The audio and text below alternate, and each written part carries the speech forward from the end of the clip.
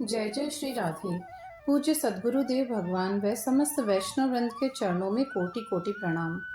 आज हम श्री जी की कृपा से भगवान शिव की कथा कहेंगे।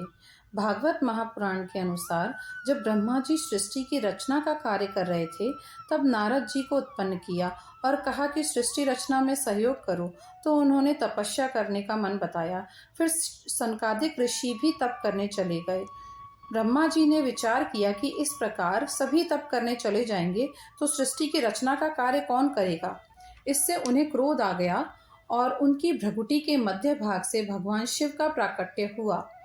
ब्रह्मा जी ने शिव जी को सृष्टि रचना का कार्य दे दिया तो शिव जी ने भूत, पिशाच, गण, सर्प, बिच्छू इत्यादि तमोगुणी जीवों को प्रकट कर दिया। यह देखकर ब्रह्मा जी ने उन्हें तपस्या करने को कहा। शिव जी ने हजारों वर्ष तक तप किया और परम योगी, अजर, अमर, अविनाशी का पद प्राप्त किया। भगवान शिव को वैष्णवों में परम वैष्णव माना जाता है। शिव जी के आराध्य देव भगवान राम हैं। राम नाम की महिमा जताने के लिए व बताने के लिए भगवान शिव ने समुद्र मंथन से निकला हलाहल विष का पान किया। रा बोलकर विष पिया तथा म बोलकर उसे अपने कंठ में रोक लिया। तब से इनका नाम नीलकंठ भी पड़ा।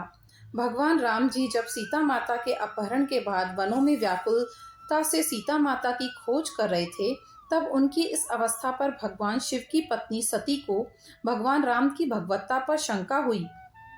वह शिव जी के बहुत समझाने पर भी नहीं मानी और राम जी की परीक्षा लेने चली गई। माता सती ने सीता माता का रूप बनाया और भगवान राम के सामने गई तो प्रभु ने उन्हें पहचान कर प्रणाम कर दिया। फिर जब वह शिव जी के समक्ष गई तो शिव जी ने उन्हें अपने वामांग में स्थान न देकर तपस्या में लीन हो गए। इससे आहत होकर सती अपने पिता दक्ष प्रजापति के घर गई। वहां पिता द्वारा पति का अपमान को सह न सकी और सती ने अपने को योगाग्नि से भस्म कर दिया। फिर भगवान शिव सती माता के विरह को सहन न कर सके। शिव जी माता के शव को लेकर तांडव करने लगे। सभी देवता घबरा कर भगवान विष्णु के पास गए और भगवान शिव के क्रोध से सृष्टि की रक्षा करने को कहा। भगवान शिव ने सुदर्शन से सती माता के शव को काट दिया। यह टुकड़े जहां भी गिरे वहां एक शक्तिपीठ की स्थापना हुई। वैष्णो देवी उनमें से एक है।